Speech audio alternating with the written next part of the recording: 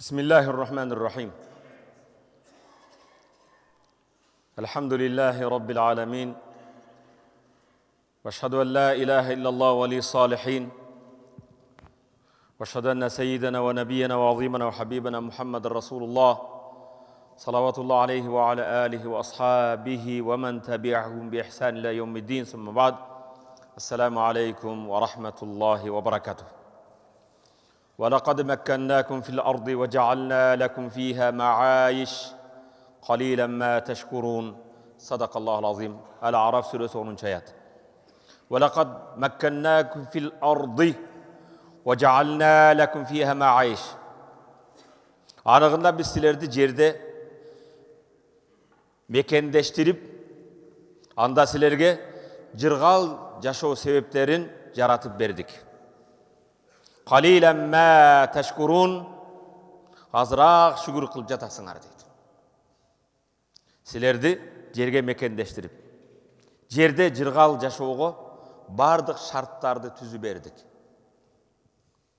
Бирок силер азыраак шүгүр кылып жатасыңар дейт Аллах Таала. Арaf сүрөсү 10. аят. Урматтуу мусулман бир тууганым, Ra'd сүрөсүнүн 11. аятында Аллах Таала Инналлаха ла югаййиру ма биқаумин hatta yugayyiru ma bi anfusihim. Allah Taala bir kavimdin жашоосун, тирикчилигин, турмушун өзгөртпөйт. Ал кавим өзүнүн ички дүнүйөсүн, иманын, Аллах менен болгон мамилесин өзгөртмөйүнчө дейт. Бул аятка көңүл бурсак, өзгөрүү эки. Инналлаха ла югаййиру ма би кавмин. Аллах bir кавимдин жашоосун өзгөртпөйт. Алар өзүнүн иманын, жашоо тарзин өзгөртмөйүнчө дейт. Өзгөрүүнү кааласак биз өзүбүздөн башташыбыз керек. Урматтуу мусулман бир тууганым, иштебеген үммөт, аракет кылбаган үммөт, жердин астында, жердин сыртында канчалык кемибиз байлыгыбыз болсо да биз өзгөрүүбүз өтө кыйын. Аллах Таала мусулмандардын жашаган мекендерде, мамлекеттерде жердин асты, сырты толгон бардык кен байлыктар мусулмандар ошолордун үстүндө жашайт. Балким бүгүн урматтуу мусулман бир тууган мындай түшүнүү үчүн адам затыны, инсаниятты бир жерге коюп, жер тандагыла деп чуркатса, көпчүлүгү биздин мекенибизди чуркап талашмак, тартышмак. Бирок урматтуу мусулман бир тууганым, эмнеге үчүн ушундай жерде жашап биз кембагал, жетишпей жашайбыз? Bizde ısrapkorçuluk köp. Bizde жалкоочулук köp. Урматтуу мусулман бир тууганым, бизге эмне жетишпейт? Адеп, ахлак, кыям кебилер адамдарга үйрөтүү бир багыт. Жан берсе издештин кереги жок. Динибиз бардык адам затыга татыктуу болгон адеп, ахлак, жакшылакай мүнөздөр бар динибизде бар. Улууду урмат кылуу, кичиктүү иzzat кылуу, намыстуулук, эр жигиттик, берешендик баары бар. Бизге аракет кылуу жетишпейт. Тилекке каршы көпчүлүгүбүз 90% мусулманбыз деп көкүргө урабыз да, исламдын ысмын Курандын расмиден башканы билбейбиз. Урматтуу мусулман бир тууган, кээ бир жумушка барган инсандар мекемелерде, ал контораларда болсун, башка болсун, мусулман мамлекеттерде орто жумуш өтө өкүнүчтүү 15 мүнөт таза иштебейт экендер. Барып конторага отуруш менен өзүнүн компьютерде карта ойномой, башка ойномой, жаңылык издемей, соцсеттерге кирмей. Урматтуу мусулман бир тууганым, кантип өзгөрөбүз? Эгер эртең менен жумушка бараткан адамдар жумушка уйку үчүн баратса, абетти эч кечиктирбейбиз. Жумуш бүткөн кечинде үйгө шашканды кечиктирбейбиз. Бирок урматтуу мусулман бир тууган, кантип өнөбүз? Имам Шаарави деген өткөн Египеттен бул киши айтат: "Аллази ла яакулу мин дарбати фасихи ла ямлик карара фи расихи." Өзүнүн кетмени менен, балтасы менен чабып жебеген адам, өзүнүн чекетери менен жумуш кылып жебеген адам, өзүнүн чекесинде, акылында чечим болбойт дейт. Кантип сенин чечимиң колуңда болсун? Эгер сен бирөөлөрдүн сызган сызыгы менен жеп жатсаң, ичип жатсаң, бирөөлөрдүн тыйыныга, орустар айтат, акча берген музыканы заказ кылат деп. Кто дает деньги, тот заказывает музыку дейді. Сен башқадан ақшаны алып атсаң, қантып өзіңнің келешегіңе біреме қоя аласың. Урматтуу мұсылман бір туғаным, үммет көпчүлүгү, мұсылман мамлекеттерде үммет эрте менен жумушка иштегени барабыз. Кечелер чыккыла жөнөкөй Кыргызстанда эле. Тойканалар, кафелер машина токтотконго орун жок. Үйдө чай ичпей койду, үйдө эс албай калды. Үйдө үй бүлө менен бала чака, ата-энеси, келиндер менен отуруп, чайлашуу, баарлашуу жок. Конок чакырсак кафеде. Жакшылык жамандык кафеде. Келиндерибиз же аялдар да бир нерсе жасай албай калды. Мурдагынан нан жапкан жок, өзүнчө эт пиширган, борсок кылган жок. Борсокто базардан алып калдык. 2 килограмм алып кел башка кылып. Урматтуу мусулман бир тууганым, бирок арабызда өтө мындай элде таркаган сөз бар да. Айлыгына жараша иштейбиз да дейт. Бергенине жараша иштейм дейт. Бул бир жагы туура болгон менен экинчи жагы өзүңө каршы урматтуу мусулман бир тууган. Ар бир иштеген адам бирөөдүн колунда кафеге иштегени барасыңбы, мамлекеттик жумушка барасыңбы, сен ишке кирүүдөн мурда келишимге кол коесуң. Сен ошол айлыкка разы болуп келдиң. Эми ошол айлыкка разы болуп иштегенден кийин мен бергенине жараша иштеймин деп ал жерде уктай турган болсоң, иш бүтө эле кетип калсаң, сенин алган айлыгың арам. Балдарыңды адал оокат менен бага албайсың. Сен келишимге кол койдуңбу? 30 000, 35 000 сом айлыкка мен разымын дедиңби? 8 saat иштегин. Урматтуу мусулман бир тууганым, бүгүн кээде коомго мындай карасак, динчил, динге берилген, машалла даватка чыккан, намазга бекем болгон, бирок ишини, бизнесин башкасын таштап койгон. Же болбосо турмушта, жумушта, бизнесте ийгиликтүү, динден өл. Кээ бирлер динди билгенден кийин болду, эми Кудайым берет экен деп жумушун таштап коет. А мешитке келбеген айтат, мен мешитке барсам жумушум калып кетет дейт. Урматтуу мусулман бир тууганым, Пайгамбарыбыз саллаллаху алейхи вассалам бир күн мешитке кирди да. Мешитке кирген кезде намаз кез эмес экен. Динди алып келген пайгамбар саллаллаху алейхи вассалам намаздын убакыты эмес мешитке кирсе, бир топ адамда отурган экен. Пайгамбарыбыз саллаллаху алейхи вассалам Абу Умама деген сахабанын жанына келди. Абу Умамага: "Майыр, эмне отурасың бул жерде?" деди. "Намаздын убакыты эмес. Эмне отурасың?" деди. Хумумун ва дуюн, кайгылар, карыздар. Пайгамбар саллаллаху алейхи вассалам сага үйрөтөйүнбү бир дуаны деди. Кайгыңдан, карыздан кутулууга үйрөт деди. Аллахумма, ey Аллахым, inni a'uzuka minal hammi. Кудайым мени гамдан сактагын. Wal hazan, кайгылыктан сактагын. Wa a'uzu bika minal ajzi. Кудайым мени ажыздыктан сакта. Wal bukhl, сараңдык, бакылдыктан сакта. Wa a'uzu bika minal ghalabati ad-dayn. Карызга батуудан сакта. Wa qahr rijal, адамдардын карына калуудан сакта деди. Эми кара да, ey Кудайым, мени кайгыдан, кабадан сактагын, ажыздыктан сакта. Ажыз болуп отурбады. Колумдан келбейт, иштей албайм, соода кыла албайм, бизнес чык, аракет кыл. Ошо ийгиликке жетип жаткан адамды күнүгө 24 сааты бар, анында 2 колу бар, 2 буту бар. Wal ajzi wal kasali. Кудайым мени жалкоолуктан сакта. Аллах Таала пайгамбар үйрөтүп, жалкоолуктан сак, жалкоо болуп отурба. Wa a'uzuka minal jubni, жана коркоктуктан сакта. Коркот да, мен ушуну алып келсем эмне болот, болобу, болбойбу. Wal bukhl, жана бакылдыктан сактагын. Карызга батуудан сактагын. Бирок бул жерде отурба, чык деди. Урматтуу мусулман бир тууганым, пайгамбарыбыз саллаллаху алейхи биринчи динди алып келген кезде, пайгамбар иманга, исламга чакырган кезде, пайгамбар үчүн кыямиллей түнкү намаз фарз эди. Не эди? Түнкү намаз пайгамбарга фарз эди. Кийинчерээк Аллах Таала Музаммил, оронуп жаткан деген сүрө Музаммилди алима ан саякун минкум марда. Аллах Таала билди, силердин араңарда кээ бирлер ооруп калат. Ва ахаруна ядрибуна фил ард. Кээ бирлериңер жерде соода кылат. Тижарат кылат, бизнес кылат. Ябтагуна мин фадлиллах. жерде жүрүп Алланын фазилет рызкысын издейт, оокатын издейт. Ва ахаруна дагы кебирлериңер юкатилуна фи сабилилlah, Аллах жолунда жихадка чыгышат, даватка, Кудайдын динин коргоого жихадка чыгышат. Ва ахаруна юкатилу фи сабилилlah ва акимус салат, намазыңарды окугула, ва ату закат, зекетиңерди бергиле, ва акридуллаха кардан хасана, Аллага эң жакшы карыз берип койгула. Аллах сага карызга муктаж бул. Аллага берген карызың жетимге бергениң, жесирге бергениң, muhtaçga bergenin. Ve akridullaha qardan hasana. Ve ma tuqaddimu li enfusikum min hayrin tajiduhu indallah. Bugün özüңөрдөн murda emneni ahiretke jönөтсөңөр, Kudayдын астына барганда табасыңар dedi.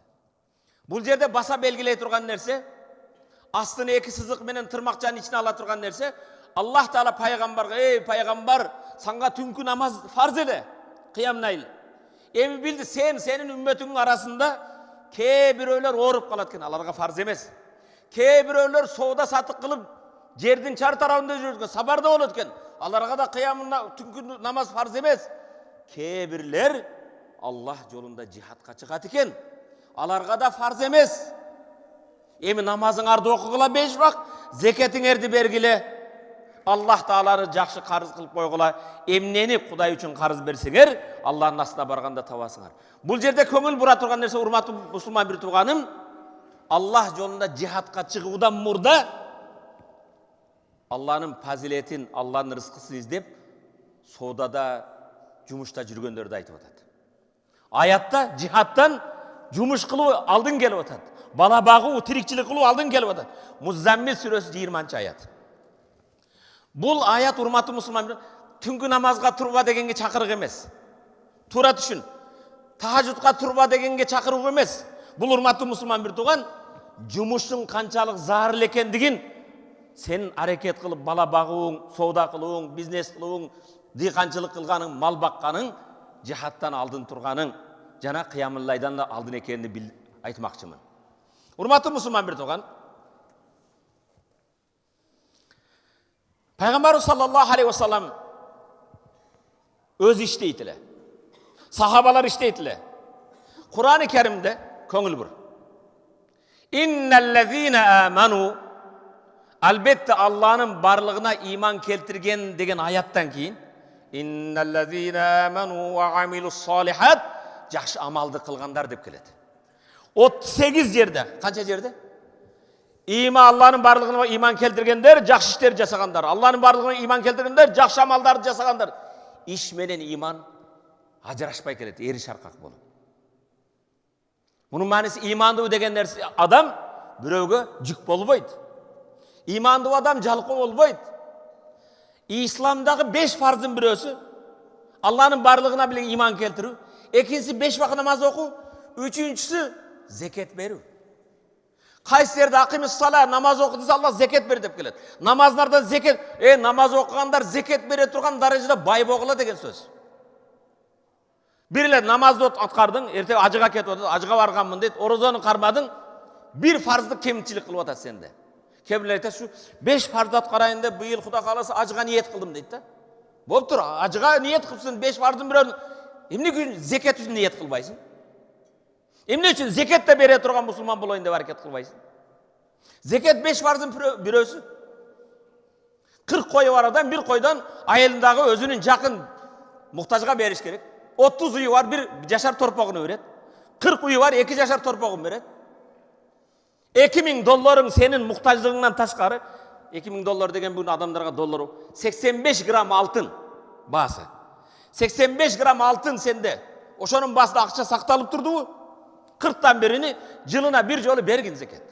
Пайгамбар саллаллаху керек болсо, малыңарды зекет жеп койбосун дейт. Не дейт? Малыңарды зекет жеп койбосун дегени, сандыкка салып зекетini берип отура бер, малыңар оборот болсун деген сөз. Аны жүгүрткүлө деген сөз. Зекет деген сөз өсүү деген сөз, тазалоо деген сөз. Мисалы 40 кошкор баксаң зекет бербейсиң. Эмне үчүн? Ал өспөйт. Туубайт ал. Ошондон урматтуу мусулман бир тууганым, кара. Дарыгер, арабызда врачтар бар. Ишиңерге ийгилик болсун. Бир ооруган адамдын барып ооруну дарылап атат, жарасын операция кылып аппендисин алып атат, геморройын кесип атат, давлениясын түшүрүп атат. Бул Аллах разы боло турган иш эмеспи? Инналлазина муамилу салихат эмеспи? Төрөлгөн балаңды барып сүннөткө тургузуп атат. Бул Аллага сүйүктүү амал эмеспи? Үй курган адам сени үй менен камсыз кылып атат. Үйүңдү жылытып берип атат. Электрге үйүңдү жарытып берип атат. Бул Кудай разы боло турган иш эмеспи? Навайчы сен үйүңө свежий нандарды пиширип берип атат. Дыйкан ошо сага дыйканчылык мына эртең машалла баткен өрүгүн алып келип атат, помидор башкасын, жаманбы? Урматтуу мусулман бир тууганым, Аллах Таала "И'малу ала Дауд шукра ва калилун мин ибадияш шакур". Дауттун үй бүлөсү шүгүр кылгыла жана салих жакшы амалдарды кылгыла. Ва калилун мин ибадияш шакур. Аллах Таала менин бенделеримдин шүгүр кылуучулары аз дейт. Шүгүр кылуу деген сөз отуруп алып, алхамдулилlah, Кудайыма шүгүр эмес. Ден соолугум барбы? Шүгүр кылып иштеген, аракет кылгын. Саба сүрөсү 13-аят. Урматтуу мусулман бир тууганым, динибиз ишке чакырган кезде эптеп эле мындай эмес да. Мана өзүңөр азыр Фатиянияга барсаң, Фатиянова деген көчөдө машинелерди электрик ошойт калды. Эмнеге? Бул электрик ишини кемтиксиз кылат. Баары машинелер ошого көрсөткүсү келет. Шербакова деген көчөгө барсаң, Шариф деген бала бар, дунган. Ага эмне жасатат? Батуа автомат жасатат машинелер. Эмне үчүн? Ал ишин кемтиксиз кылат. Кээ бир жерге барсаң, кечиресиңер, биздин балдарыбыз ойлоносун, шуга берсем болобу экен. Мен электрикмин дейт да. Ушундай ойлойсуң. Качантан бери иштейсиңер? Машинеңди берип ойлоносуң. Орустар жокпу дейсиң да. Урматтуу мусулман бир тууганым, пайгамбарыбыз саллаллаху алейхи ва саллям инналлаха таала юхиббу иза амила ахадукум амалан ан юткинаху. Албетте Аллах Таала сүйөт. Аллах Таала сүйөт. Силердин бирөөңөр иш кылсаңар, ишиңерди кемтиксиз кылган адамды сүйөт дейт. Силердин бирөөңөр иш кылсаңар, ишини кемтиксиз кылган адамды Аллах сүйөт дейт. Машалла, кирпичти коесуң, так-так. Шубагыңды жакшы. Азыр медресе салып атабыз да. Шубакчы келсе кирпичи койгонду жамандайт. Шубак кылганды келип баягы шпаклевка тарткан жамандайт. Урматтуу мусулман бир тууганым, Аллах Таала кимди сүйөт экен? Азыр андай болбой калды, баягы 90-жылдары үй издесе келе немистин үйүн издейт элек да. Немецкий дом продается десе, бар ойлонбой барып аласың да. Эмне үчүн? Ал үйүнү кемтиксиз жакшы иш кылган. Келгиле урматтуу мусулман, биз дагы ишибизди кемтиксиз так аткарып үйрөнөлү. Асфальтты кылып койсо, коркосун, эмки жыл не болот экен деп, кыштан чыгабы чыкпайбы деп. Урматтуу мусулман, динибиз ишти пайгамбар саллаллаху алейхи ва саллям керек болсо дейт. Силердин бирөөңөр бир нерсени өлтүрсө, фаиза каталтумул китла фаасунул китла, жылан чаянды өлтүрүп, жакшы өлтүргүлө, кыйнабай өлтүргүлө дейт. Ва иза забахтум фаасунул зибха, мал сойсоңор да аны кыйнабастан сойгула. Бычагыңарды малга көрсөтпөстөн курчутуп келгиле дейт. Бычагыңарды курчутуп, муздала турган койду, уйду дагы эс алдырып сойгула дейт, кыйнабай дейт. Динибиз карагыны, чымчык сойсоң, тоокто сойсоң дагы кыйнабай сой, кемтиксиз аткар дейт да. Кемтиксиз иш кылуу менен мал союудун нетижеси бар. Ал өлүп атат, калбасаң союп жейсиң аны. Бирок динибиз ушуга үйрөтөт, урматтуу мусулман бир тууганым. Бул хадис пайгамбар көгүлө. Инналлаха таала юхиббу иза амила ахадукум амалан юткина. Аллах Таала силерди сүйөт. Бирөөңөр иш кылганда ишини кемтиксиз так аткарганды сүйөт дейт. Бул хадис урматтуу мусулман бир тууган Абдулланын баласы Мухаммад алейхиссалам өзүнүн үммөттөрүнө жаш бала болсун, чоң болсун, кары болсун, жаш болсун, падыша болсун, жөнөкөй инсан болсун, навайчы болсун же башка болсун, баарына эмнеге чакырып атат? Ишиңерди так аткаргыла. Пайгамбар саллаллаху алейхи ва саллям бул хадис менен вазир, министрге айтат, амир падышага айтат, мүдүргө айтат, мударрис мугалимге айтат, врачка айтат, соодагерге айтат, тигүүчүгө айтат, көчө тазалаганга айтат, ишиң канчалык болбосун, ишиңди так кемтиксиз аткаргын дейт. Үммөт. Урматтуу мусулман бир тууганым, ниетибиз оңдойду. Караң. Biz Abu Bakr Sıddık, maşallah. Abu Bakr Sıddık'ın imanı ümmetin imanını tenkelet deymiz da. Abubakir Sıddık özünün baylığın köngül burgula. 3 jolu özünün bardık malı mülkün Kuday jolunda beri bergen. Birincisi, Peygamber sallallahu hicrat. Mekke'den Madinaga jönögöndө Peygamberdi uloo menen kamsılan malı mülkün Kuday jolunda bergen Abubakir. Ekinchisi Tabuk gazva Tabuk degende musulmanlar ulooga akçaga kural jaraka muhtaç bolgan Abubakir Sıddık bardık mülkün bergen. Üçüncüsü Peygamber ötköndөн kийин Musaylimatul Kazzab жалганчы Peygamber çıkkan kezde askerdi kural jarak menen kamsız kılgan Abubakir bolgon. Eger Abubakir'din sodası bolboso, biznesi bolboso, emneni bermek?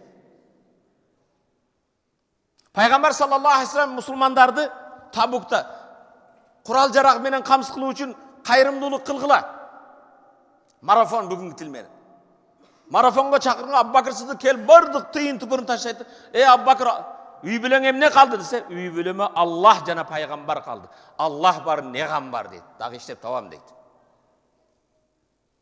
Urmatlı musulman, biz din dese, dinde kembagал boluş gerek, jupunu boluş gerek. Din bizde eske çakırbaydı. Dinçil eski kiyiniş gerek. Dinçil kebile, moldeke jip minip alıp berdi. Ne eşekte жүрсүң sana? Şeytan araba dep moldekede meminevi deydi. Urmatlı musulman bir tuğanım. Moldekeң dagı senin kolundan algan günü senin nazarыңdan düşet. Al senin kolundan tıyın alsa sana зависимый болып қалады. Özümüzün işimiz boluşumuz gerek. Hareketin boluş gerek. Ana sen darat albagan jipte жүрсөң men ne? Velosipedde жүрeyim mi? Sen gusul kılgandı bilbeysin. Sen jakşı kiyinişin gerek eкен da men uzun jupunu kiyinişim gerek mi? Urmatlı musulman bir Hazreti Osman karagıla. Osman razıyallahu anh Peygamberдің kүйөө balası. Hazreti Osman Madinaga kelgen kezde evreylerдің biznesi taza suu menen. Bir Ruma degen kuduktu kim satıp alıp musulmandardı taza suu menen kamsız kılsa 5'li kepildike verem deydi Peygamber aleyhisselam. Hazreti Osman kelip evrey menen kuduğundu sat dese sata albayım deydi. Jarımını sat deydi. Musulmanlar al kezde akıldı bolgon. Kantip jarımını satam deydi. Düşenbi meniki, seyşenbi seniki. Payşenbi meniki, çarşenbi seniki. Bazar meniki, işenbi seniki. 18.000 dirhamga satıp aladı. Musulmanlarga jarıya kılıp benim kezegim bolup kelgen kezde kalagança suudu kamdap algıla deydi. Bir jumadan keyin evrey bankrot bolot. Hiç kim albaydı. Kelip kalgan jarımını satayın deydi. Sat. İnternetke kirgile urmatlı musulman. Hazreti Osman'dın ölgönügө bıyıl 15 kılım bolup jatat, 14 kılımdan öttü. Saudiyada bugün Hazreti Osman'dın atında banktaş şot var. Hazreti Osman Jebel Umar degen bir firmada учредитель. Kantip. Hazreti Osman'ın jana kuduğuna Osman imperiyası gelip 500 tüpten köbürök kurmanı tiget tagın jarım tüşümünü jetim jesirge jarım tüşün жүгүртүп оборотко коёт. Kiyinçerek az Saudiya mamleket oşan ulantıp gelip bugün yılına 50 milyon riyal 3'e bölesiz. Bir 15 milyon dolar düşe turgan gazeteciler Hazreti Osman'ın atında var. Düşken tüşümü 50% jetim jesir muhtaçlık atı 50% dağı aborottu. Sen ötüp ketesin biroq urmatı jakşılığın toktoboyt. Hazreti Osman'dın jetimiş töödө. Bugünkü jetimiş furada. Azık tülük Madina Munawwaraga keldi. Sodagerler kelip birige 1 bereli, birige 2 bereli, birige 5 payda bereli. Hiç kimge berbeydi. Buga deydi, maga andan da köyrek uada var deydi. Bir emenge 5 ese hiç kim berbeydi. Madinanın sodagerleri biz dün soda kılgan. Kim dese? Uşu seler güve olga, uşul töölördün üstündögü azık tülük Madine eline Kuday'ın razılığını tarkatılsın beçaralarga deydi. Allah men ca bil hasan felahu aşru amsalha kim bir jakşılık kılsa 10 ese berem degen. Kur'an-ı Kerim'de Allah Teala bir jakşılıktan 700 ese berem degen de bardığın tarkatı beredi. Urmatlı musulman bir toğanım Hazreti Osman Abubakir beyişmene suyunçulungan. Hazreti Umar'dı aytады. O Hazreti Umar adiletli, Hazreti Umar erjürek, Hazreti Umar cihattan da kılgan. Hazreti Umar'dın kurma bağı var eken. Bir şerigi menen bul bir gün bar kurma bakta işteydi. Sen deyт пайғамбардың жанында бол, ертең қайсы аят, қайсы хадис айтылғанын маған айтасың. Ертең мен отырам, сен барасың дейді. Хазіреті Умар, Хазіреті Усман, Хазіреті Абу Бакр 10 сахаба тирүү кезінде сен жаннатқа кіресің деген бардығы бизнесмен болған, бири да кембағал болған емес. Урматты мұсылман бір туғаным, Абдурахман ибн Ауф Меккеден Мадинаға көшіп келгенде 0 келді. Бардық мүлкіні кафырлар алып қалды. Пайғамбар Мадинаға Саад ибн Рабиа менен Абдурахман ибн Ауфты бір туғансын бүгіннен баштап, Меккелік мен Мадиналықты. Мадиналы керек болса 2 ай алым бар, жаққанны саға мен жоғыны берейін, сен үйлен. Мо жерім бар, 2-ге бөлейін. Ақшам бар, 2-ге бөлейін десе, жоқ. Малы мүлкіңді, аялыңды өзіңе насып қылсын. Мен соуданы жақсы білем, базарды маға көрсет дейді. Хазіреті Абдурахман ибн Ауф ушундай саудаға чебер екен, бизнесті жақсы білген кіші екен. Пайғамбар айтады, Абдурахман ташты тепсе астынан алтын табады деп. Ақшасының санын білбейді. Сауда қылатылар урматым. Бірақ ошол эле кезде намазға, иманды бекемеді. Тирүү кезде жаннатқа кіресің деген аны пайғамбар саллаллаху алейхи вассалам. Умар ибн Хаттаб, егер Аллаға чыныгы тәуекел қылсаңар, Аллах Таала қанаттууга рызық берген сияқты силерге рызығыңарды береді. Қанаттуу уясыдан ерте менен құрсағы ачып учуп кетеді да, кешінде құрсағы тойып қайтып келеді дейді. Бірақ қанаттуу уясында жатса құрсағы тойбойт эле. Тәуекел қылып рызқысын издеп, уядан издеп кетеді, анан кеш тойып келеді. Сен үйіңде отырсаң, саған ким багат сени? Урматты мұсылман бір туғаным, وَمَنْ يَتَوَكَّلْ عَلَى اللَّهِ فَهُوَ حَسْبُهُ. Ким Аллаға тәуекел қылса, Аллаға таянса, Алла жетішерлүү. وَعَلَيْهِ فَلْيَتَوَكَّلِ الْمُؤْمِنُونَ. Имандуулар, فَعَلَيْهِ فَلْيَتَوَكَّلِ الْمُتَوَكِّلُونَ. Тәуекел қылғандар, ишini тапшырғандар Құдайға тапшырылсын. Құдайға тапшырылда өзің әрекет қыл. Урматты мұсылман бір туған, кейбірлер айтады, мындай сөйлешіп кетсең. Ал-амал ибада. Бұл амал ибадат дейміз. Бала бағу, ата-енені бағу, бұл ибадат. Бірақ урматты мұсылман бір туғаным, бұны жақсы түсінішіміз керек. Оша ибадатымызды так кемшілік атқарышымыз керек. Үмметтің елдің келечегі көтеріліш игіліге жету әр біріміздің мойнымызға байланышты. Әр бірімізге милдет. Кейбірлер жұмыс жоқ дейді, іш жоқ дейді. Отырасыз, іш жоқ дейді. Үйрен, оқу. Азыр қанчалаған аялдар емелер. Қырғызстандық жігіттер Америкада қанчалаған трак башқа компанияларды ашқан, алардың офистері Ташкентте. Өзбекстандық кейбір қыздар, жігіттер офисте отырып алып, 3000-4000 доллар алып, айтыштың болып отырады. Америкадағы жүкті тауып беріп, аға жүкті башқа қылып. Неге Ташкентке аштың десем? Жұмысшы арзанырақ біріншісі. Екіншісі жұмысында так. Кешкісі менде түні менен, таяқта түн болып қалады. Қазір бізде күндіз. Ұқтап албайды. Өз уағын деме береді. Жұмысын тауып береді, башқа қылады. Hurmatlı Müslüman bir toğan Peygamber "Ma akala ahadun ta'aman qat hayrun min an ya'kula min amali yadihi." Hiç bir adam özünün çeketeri menen iştep jegen azık ovqattan adalыраак, тазараак ovqat жей албайт дейт. Эң жеген тамагыбыздын эң жакшысы өзүбүздүн чекетери менен. Пайгамбар саллаллаху алейхи вассалам bir сахабага жихаттан келип көрүшүп калды. Сахабанын колу кабарып кетиптир. Neden dediler? Dikançılık ketmen çapkan başkadan dedi. Peygamber aytты. Mo koldu Allah jana peygamber suyet dedi. Men ümit kılam mana o kavargan koldu, mazol bolgon koldu, dozok karmabayt dedi. Hurmatımız, şariatımız, dinimiz bizdi uşuğa bagıttaydı da. Biz dinimizdi жақсы түсіне албай тұрмыз. Ошол эле кезде негизги маселеге келдим. Dinimiz, şariat tilemçilikке. Tilemçilik kılууга, бирөөгө жүк болуудан эскертип кайтарат. Пайгамбар саллаллаху алейхи вассалам, имам Бухари, имам Муслим эки сахih kitepte kelген sahih hadis "Ma yazalur racul yes'alun nasa" bir adam bir erkek birөөдөн сурай берсе, hatta yati yawmal qiyamah laysa fi wajhi muz'atun lahum. Көп tilemçilik kılgan adam kıyamatta kelgen кезде betinde bir eti bolboyt deydi. Betbak деген söz, beti жоқ деген söz. Betinde eti жоқ, skelet сияқты. Эмне үчүн ондай болот? Калай калк билсин, о тилем чекен жашоодо. Мо өзүнүн чекетериме иштебептир. Бетин Аллах сыйлап берген эмесин, жоготуп бети жок элден тилемчилик кылып жашаптыр дейт. Мен саалан наса муалан такассуран. Көңүл бур. Кимде ким курсагы ток, үстү бүтүн болуп эле дагы көбөйтүп алайын десе да. Кимде ким малын көбөйтүш үчүн муктаж болбостон, дарыга муктаж эмес. Курсагы ток, үстү бүтүн болуп туруп, мен саалан наса муалан такассуран.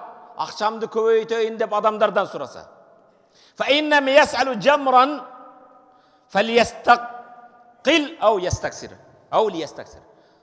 Ал адам адамдардан сураган адам көбөйтүп алайын деп. Дозоктун чогун сурап жатат. Кааласа ошо дозоктун чокторун өзү үчүн көбөйтсүн, же кемейтсин дейт. Сүйүктүү пайгамбар саллаллаху алейхи ва саллам курсагы ток, үстү бүтүн, ден соолугу чың болуп туруп адамдардан тилемчилик кылган адам дозоктун отун чогун өзүгө сурап жатыптыр. Кааласа ошо чокту көбөйтө берсин, же азайтсын деген. Муктаж болбой туруп, айтты тилемчилик кылган токтотуш керек муну. Имам Муслим риваят кылган. Пайгамбар саллаллаху алейхи ва саллам айтат: "Иннал мас'ала каддун якудду биха ар-раджул вajha." Бул тилемчилик кордук инсан бетиге өзүгө бир аламат бетбактык пайда кылат. Адамдардан сурай бергенде ал адамдын жүзүндө бир аламат болот экен кыяматта тилемчилик. Отузай карамат өзүнүн сый урматын кетерет адамдар арасы. Илля ан яс'ала ар-раджул султанан, бирок кээде жерге муктаж болуп, падышанан өзүңдүн муктаждылыгыңды сурасаң болот. Мамлекет жетекчиден, акимияттан, башкадан муктаждылыгың, жериң үчүн, башка үчүн муктаждыгыңды сурасаң болот. Бирок өзүңө окшогон чийкеттен болгон бендиге колуңду созуп барбагын. Биздин көчөлөр толуп кетти тилемчилерге. Мечиттердин алдында жумушка келгендей келип кесип кылып алды. Урматтуу бир тууганым, көчөдөгү тилемчилердин да карасаң, алдыңа келип эме кылат. Оозунда жык алтын тиши, колунда айфон телефону бар. Урматтуу мусулман бир тууганым, Абу Хамид ал-Газали айтат: тилемчилик кылуу арам дейт. Тилемчилик кылуу арам. Бирок зарурат үчүн, дарылануу үчүн муктаж болсоң. Балаңды бага албай калдың, сен инвалидсиң, жумуш таппай калдың, муктажбы, зарурат үчүн гана. Кээде заруратта өлүп калбайын деп арамды жейсиң го. Денеңди сактап калуу үчүн арам колдонгон сыяктуу, тилемчилик кылуу муктаж болуп, өлүп калбаш үчүн гана. Эмне үчүн арам? Тилемчилик кылган адам Кудай Тааланы бендиге арызданган сыяктуу. Мага берчи, Кудай мага бербеди деген сөз. Мага берак бергин, баламды бага албай жатам, Кудай Таала менин балдарыма рызык бербеди, сен бер дегендей сөз. Бул арам сөз. Тилемчилик арам, урматтуу мусулман бир тууган. Эгер оору болбосоң, инвалид болбосоң, муктаж болбосоң, Алланын берген ниматына шүгүр кылбай, сен мага жетишерлик бербедиң, мага мана бендилер берет деген сыяктуу. Экинчиси, арам болгону сени Аллах Таала лакад каррамна бани адам ва лакад каррамна бани адам, адам баласын эң сыйлуу кылдым дейт Аллах Таала. Адам баласы эң кадыр бартуу.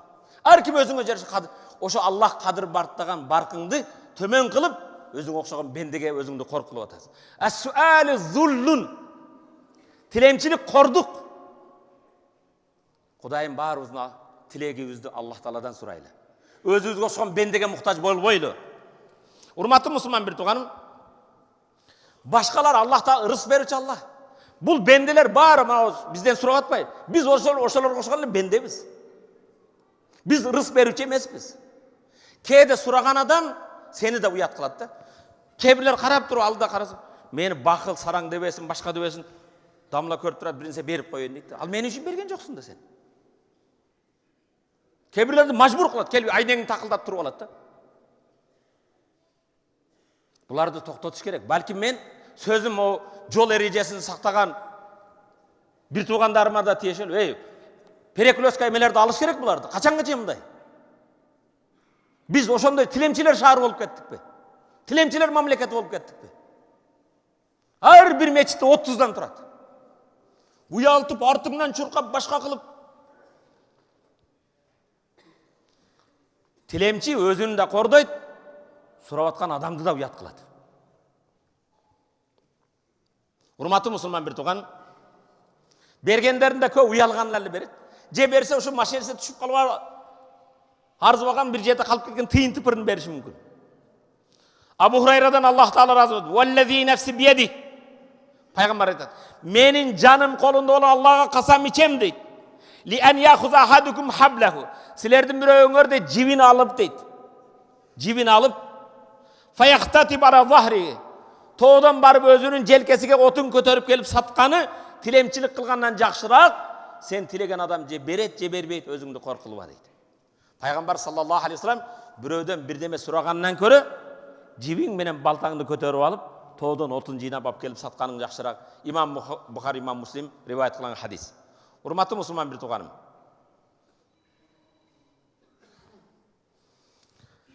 эми тилекке каршы могу нерсени обязательно айтышым керек. Ушул нерсени айтайын дегенмин. Жакшы, жүрөгүңөрдү, кулагыңарды мага аманат берип тургула. Көптөгөн үгүт насаат кылган кээ бир молдокелерибиз сени канааттандырып коет да. Эмне деп канааттандырат? Аллах Таала кем багалдарды сүйөт дейт. Аллах Таала бейбечараларды сүйөт. Пайгамбар алейхиссалам факир болгон, пайгамбардын байлыгы калган эмес. Каниеттүүлүк бул түгөнбөгөн кен. Дүйнөгө берилбегендик бул өзүнчө бир чоң кадыр барк. Дүйнөгө берилүү кордук. Урматтуу мусулман бир тууган, байлар болсо кан соргучтар, кембагалдар жаннатка биринчи кирет деп. Сен ошо кембагал болуп жашоого, жетишпей жашаганга сени канааттандырып коет да, мээңе сиңдирип. Эмне үчүн урматтуу мусулман бир тууганым? Алар Hazreti Усман жөнүндө, канчалаган төөдөгү кайрымдуулук жөнүндө сүйлөбөйт. Абу-Бакыр Сыддыктын аскерлерди, муктаждарды 3 жолу мал мүлкү менен камсыз кылганды сүйлөбөйт. Зубайр ибн Авам, Зубайр сахаба. Мен жеке өзүм көрдүм, урматтуу мусулман бир тууган. Энемден төрөлгөн Аллах берген көзүм менен Зубайр ибн Авамды Мадинадагы этаж үйүнү мен көрдүм. Ал 14 кыл мурда өткөн. Өзүнүн үйдөн пайгамбардын мешитине жертөлө подвал менен жол кылып койгон. Урматтуу мусулман бир тууганым, Ибн Ауф, Hazret Абдурахман ибн Ауфтун байлыгы жөнүндө эмне үчүн айтпайбыз? Ибн Абу Вакастын садакалар жөнүндө айтпайбыз? Эмне үчүн аларды айтпайбыз? Ошол эле кезде пайгамбар саллаллаху алейхи вассалам: "Аллахумма инни аузубика минал куфри вал факр", Кудайым мени кафырлыктан, кембагалдыктан сакта деген дуасын эмнеге айтпайбыз?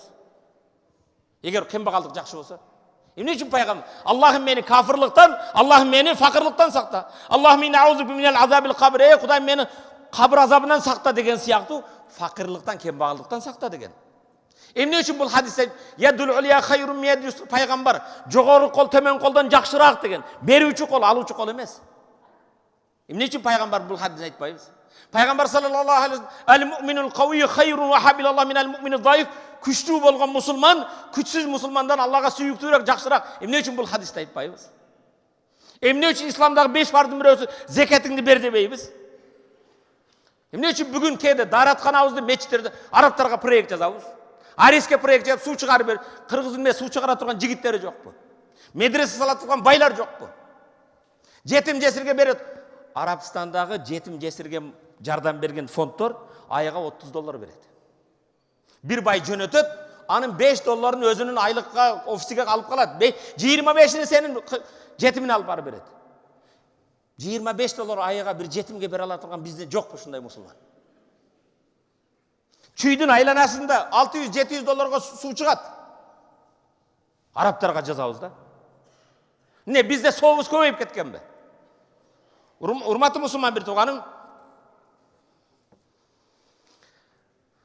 кембагал болсоң уят эмес. Муктаж болуш керек. Качанга же? Сен ошонду канааттандырып койгон да. Эмне үчүн урматтуу ошондуктан адамдар кээ бир өзүнүн жашоосуна ыраазы болуп, алдыга карай умтулбайт да. Аракет кылуу жок, өнүү жок, өсүү жок.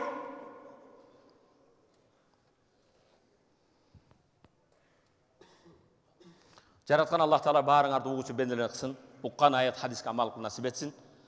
Жараткан Аллах Таала берген колубуз менен, бутубуз менен, акылыбыз менен иштеп, яддул улия хайрун мин яддус суфла, берген кол тиреген колдон жакшыраак, берүүчү бололу.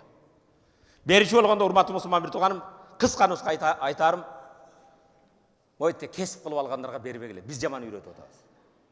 Соцсет арқылы да тілемшілер бар.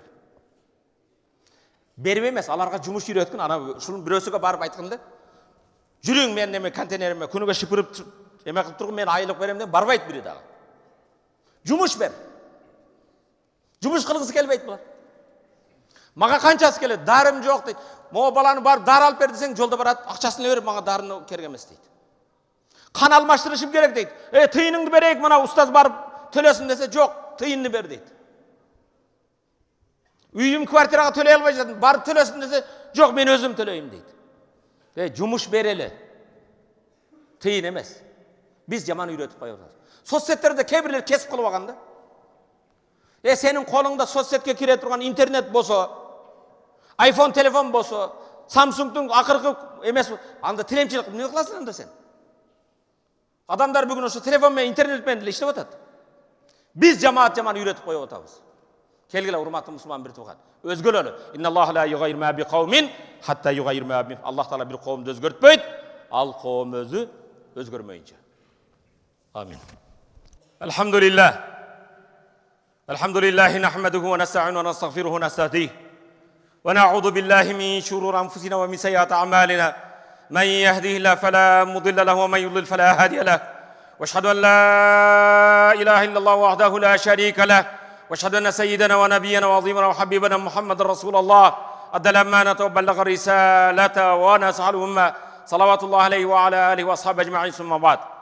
Allah Taala hamd sanalar пайғамбарға дүрүд дуа саламдардан кейін жаратқан Аллах Таала кереметті Құранда өзінің барлығына билігіне иман келтірген бендеріне қайрылындай дейді. Я аyyuhallazina amanu taqullaha wa qulu qawlan sadida yuslih lakum a'malakum wa yaghfir lakum dhunubakum wa man yuti' Allaha wa rasulahu faqad faza fawzan azima. О Алланың барлығына билігіне иман келтірген бенделер, өзіңер ишеніп иман келтірген Алладан қорқып дайым түз чындық сөзді сөйлегілі. Алладан қорқсаңар чындықты сөйлесеңер, Аллах ішіңерді оңдайды, күнәңерді кешіреді. Ким Аллаға жана пайғамбарға итаат қылып баш ийсе, ал ең жоғарғы жеңіске жеткен болады. Урматты мұсылман бір туған, кереметті Құранда Жум'a сүресінде Аллах Таала имандыларға қайрылмындай дейді. Я ayyuhallazina amanu. О Алланың барлығына білген иман келтірген имандылар. О қырғызстандықтар десе, қырғызстандықтар көңіл бұрады. Бұл жерде Аллах Таала барлық имандыларға қайрылады. Я ayyuhallazina amanu. İza nudiya lis-salati min yawmil cumu'ati. Cuma günü namazga nida olsa, hayya alas-salah. Namazga çağır bu. İza nudiya lis-salati min yawmil fas'au ila zikrillah. Sa'i degen söz Safa Marvada çurqaganda aytadi. Fas'au ila zikrillah, Allah'ını esте üçün namazga şaşılgıla. Dagim ne qılay qarab?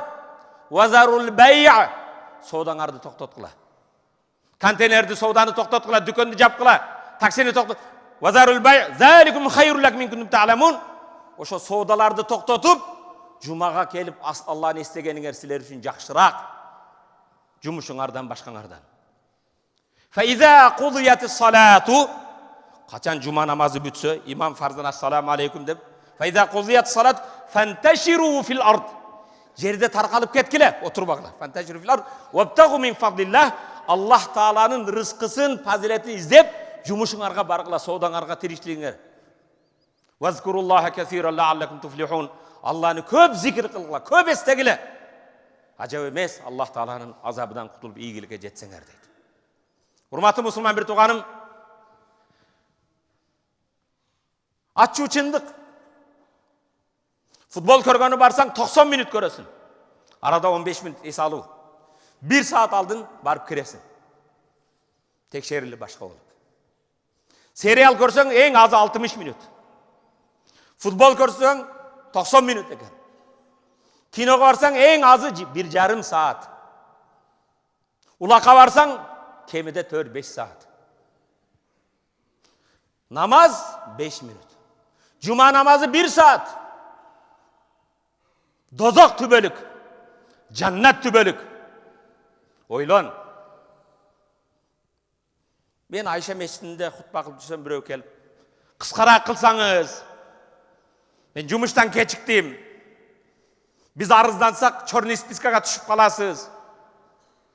Мен черный спискаға түссем түшейін. Дозоқылардың спискасыға түшпейін. Sen namazga kelsen, men üçün kelgen joksun. Farz namazı salam berilgenden keyin çar tarabın kıbla kete ber. Cuma günü 1 saatты kalız Kudayga bere albasak. Farz bütkönden keyin sünnetіңді ofisine barıp okusaң болады. Anan kelip kıskarak okusun, tezirek okusun. Azançılarga, menin jardamçılarıma kelip jol үйrөтпөй koy. Anda sen, Kudayıma şükür, толтыра мечиттер бар, ошо кыска окуганга бара бер. Men 45 minut сүйлөйүн деп силерге. Allah'ın amanatını jetkizem деп 4 saat, 5 saat dayardanam.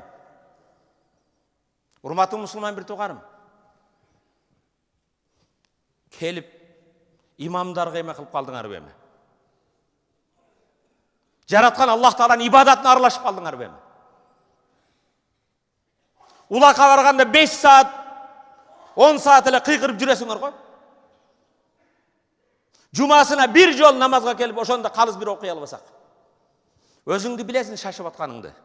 Эгер шашылып жүрсөң, артыракта оку. Сырттан оку да салам бергенден кач.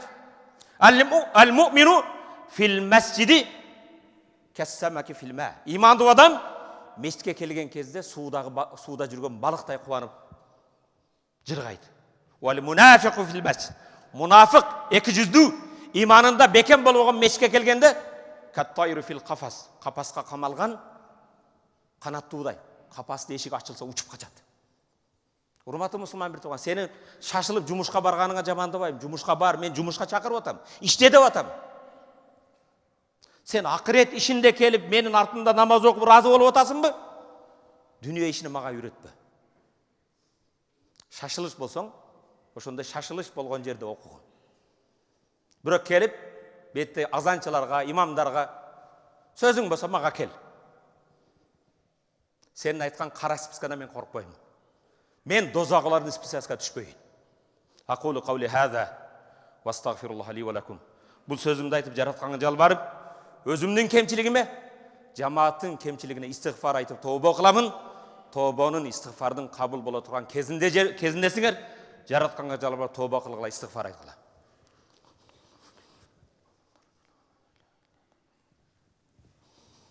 Elhamdülillahi Rabbil alamin. Ve eşhedü en la ilahe illallah veliyus salihin. Ve eşhedü enne seyyidena ve nebiyyena ve azimena ve habibena Muhammeden Resulullah. أدى الأمانة وبلغ الرسالة ونصح الأمة صلوات الله عليه وعلى آله وأصحابه أجمعين ثم بعد الله تعالى hamd sanalar Peygamber'e dürüt dua salamlardan keyin süyüktü Peygamber sallallahu aleyhi ve sellem el-birru la yabla ve zembu la yunsa ve deyyanu la yamut i'mel ma şi't kema tedinu tudan. Жақшылық еш қачан чирip жоқ болбойт. Жамандық еш қачан унутулбайт. Жақшылықтың сыйлығын, жамандықтың жазасын берген Аллах Таала еш қачан өлбейді. О бенде ұққаныңды айттым. Аллах Құранда فَمَنْ يَعْمَلْ مِثْقَالَ ذَرَّةٍ خَيْرًا يَرَهُ. Ким бір қыпынша жақшылық қылса қияматта жақшылығын көреді. وَمَنْ يَعْمَلْ مِثْقَالَ ذَرَّةٍ شَرًّا يَرَهُ. Ким бір қыпынша жамандық қылған болса, ал жамандығын қияматта көреді. Пайғамбарымыз саллаллаху алейхи ва саллям Kulli ibn Adam hatta'un ve hayrul hatta'ina tawwabun. Бардық адам баласы қата қылушы, қата қылғандардың ең жақсысы қатасын мойнына алып тауба қылғандар дейді. Пайғамбар саллаллаху алейхи ва саллям ат-таибу миназ-замби камал ла занба лах. Күнөөдөн тауба қылған адам эч күнөөсү жоқ адам сияқты дейді. Урматтуу мусулман bir туган, жараткан Аллах Тааланын үйүнө келдик. Кээде жамгыр жаап, суук болуп калган кезде мен деле Кудайыма шүкүр өзүмө жараша башымда акылым бар. Желкемде башым бар. Жамаат жамгырда калбасын, жамаат үшүп калбасын деп кыскартууга аракет кылам. Моунда эме келгенде жума намазы 2ге чейин. Билесиң сен келатканда эле. 2ден эрте бүтпөйт. 2де салам берилет. Фарз бүтөт. Фарздан кийин шашылыш болсоң, жумушуңа Аллах ийгилик берсин, бара бер. Бирок кайра эскертип коюйн. Кайра келип андай мындай деп акыл үйрөткөн токтоткула. Амин. Аллахумма гфир лана зунубана وكفر عنا سيئاتنا وتوفنا مع الأبرار برحمتك يا أرحم الراحمين. وأقم الصلاة.